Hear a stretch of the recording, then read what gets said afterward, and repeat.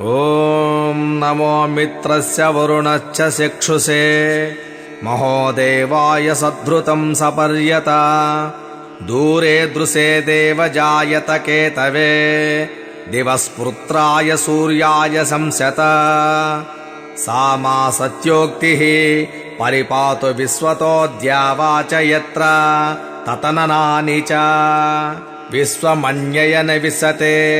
यदे जति विश्वामापो विश्वाहोदेति सूर्यः निते अदेवः प्रदिवो निवासते यदेतसोभिः परितैरधर्यसि प्राचीन्यमन्यदनुवर्तते रज उदन्येन ज्योतिषा यासि सूर्या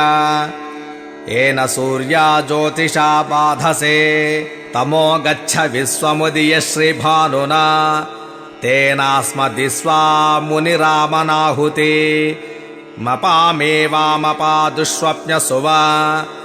विश्वस्य हि प्रेषितो रक्षसि व्रतमहेलयन्नुच्छरसि स्वधा अनु यदद्यत्वा शूर्पा ब्रवामहे तं नो देवा अनुमंसैरतक्रतुम्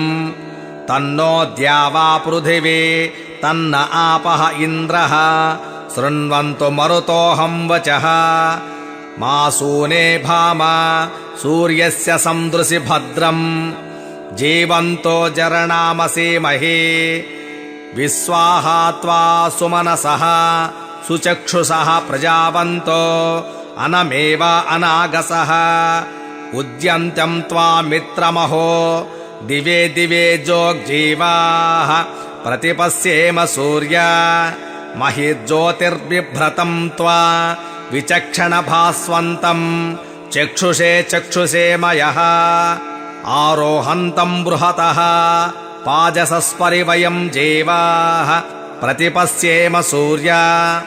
यस्य ते विश्वा भुवनानि केतुवा प्रचेरते निच विशन्ते अक्तुभिः अनगास्त्वेन हरिकेश सूर्याह्नाह्नानो नस्य सावस्य सोदिः स्यन्नो भव चक्षुषा स्यं नो हनास्यं भानुना स्यं हिमास्यं धृषेण यथा समसद्वश्चन्दुषे दूरोषे तत्सूर्यद्रविणं देहि चित्रम् ॐ शान्तिः शान्तिः शान्तिः।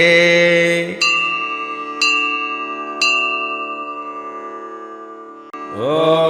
गणानां त्वा गणपतिगुं हवामहे कविं कवीनामुपमस्रवस्तमो ज्येष्ठराजं ब्रह्मणां ब्रह्मणस्पत आनशृण्वन्नोतिभिः सेदसादनो श्रीमहागणाधिपतये नमः। अथ सूर्योपनिषत्। ॐ भद्रं कर्णेभिः शृणुयाम देवाः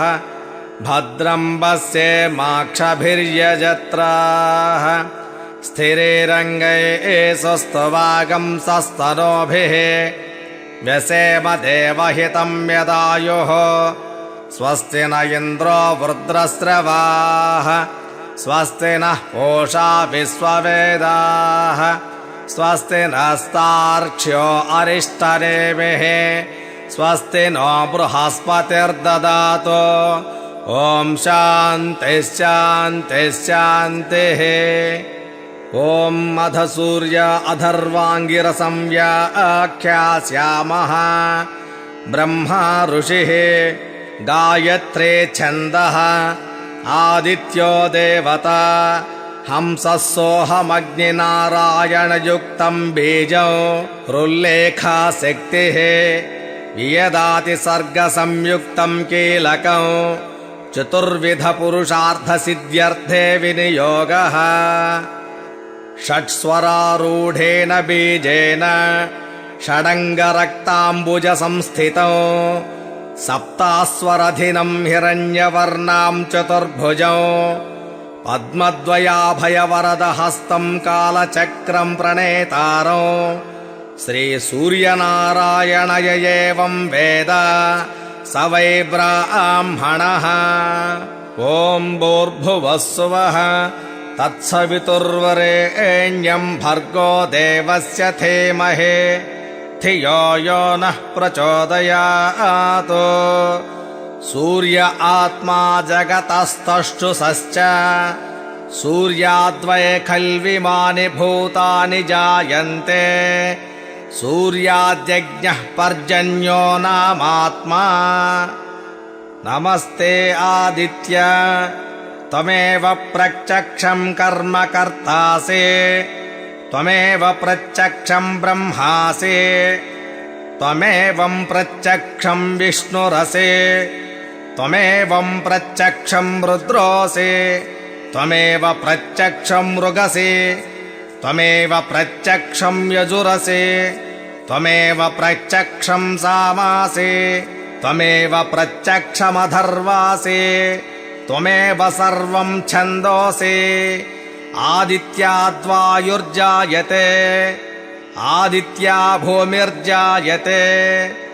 आदित्यादापो जायन्ते आदित्या ज्योतिर्जायते आदित्याद्व्योमदिशो जायन्ते आदित्याद्देवा जायन्ते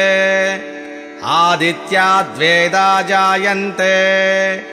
आदित्यो वा एष एतन्मण्डलं तपति असावादित्यो ब्रह्म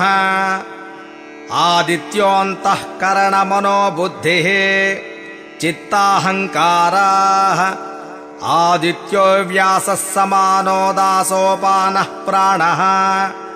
आदित्यो वै श्रोत्रत्वक्चक्षुरसनघ्राणाः आदित्यो वै वाक्पाणिपादपायुपस्थाः आदित्यो वै शब्दस्पर्शरूपरसगन्धाः आदित्यो वै वचनादानागमनविसर्गानन्दाः आनन्दमयो विज्ञानमयो विज्ञानघन आदित्यः नमो मित्राय भानवे मृत्योर्मा पाहि भ्राजिष्णवे विश्वहेतवे नमः सूर्याद्भवन्ति भूतानि सूर्येण पालितानि तो सूर्ये लयं प्राप्नुवन्ति यः सूर्यः सोऽहमेव च चक्षुर्नो देवः सविता चक्षुर्नवुत पर्वतः चक्षुर्धाता दधातुनः आदित्याय विद्महे सहस्रकिरणाय धीमहि तन्नः सूर्यः प्रचोदयात् सविता पश्चाता सविता पुरस्ता सवितोत्तराता सविता धराता सविता नः सुवतो सविता नो रासतां दीर्घमायुः ओमित्येकाक्षरं ब्रह्म गृणीरिति द्वे अक्षरे सूर्य इत्यक्षरद्वयम् आदित्य इति त्रीण्यक्षराणि एतस्यैव सूर्यास्याष्टाक्षरो मनुः यः सदा हरिहरर्जपति स वै ब्राह्मणो भवति स वै ब्राह्मणो भवति सूर्याभिमुखो जप्त्वा महाव्याधिभयात् प्रमुच्यते अलक्ष्मीर्नश्यति अभक्ष्य भक्षणात् पूतो भवति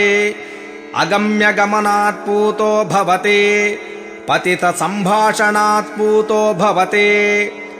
असत्सम्भाषणात् पूतो भवति मध्याह्ने सूर्याभिमुखः पठेत् सज्जोत्पन्न पञ्चमहामातकात् प्रमुच्यते सैषा सावित्रीं विद्यां न किञ्चिदपि न कस्मैचित् प्रशंसयेत् एतां महाभागः प्रातः पठति स भाग्यवान् जायते पशून् विन्दति वेदार्थं लभते त्रिकालमेतद्यप्त्वा क्रतुशतफलमाप्नोति अस्तादित्ये जपति स महामृत्युं तरति स महामृत्युं तरति य एवं वेद इत्युपनिषत्। ॐ शान्तिः शान्तिः शान्तिः।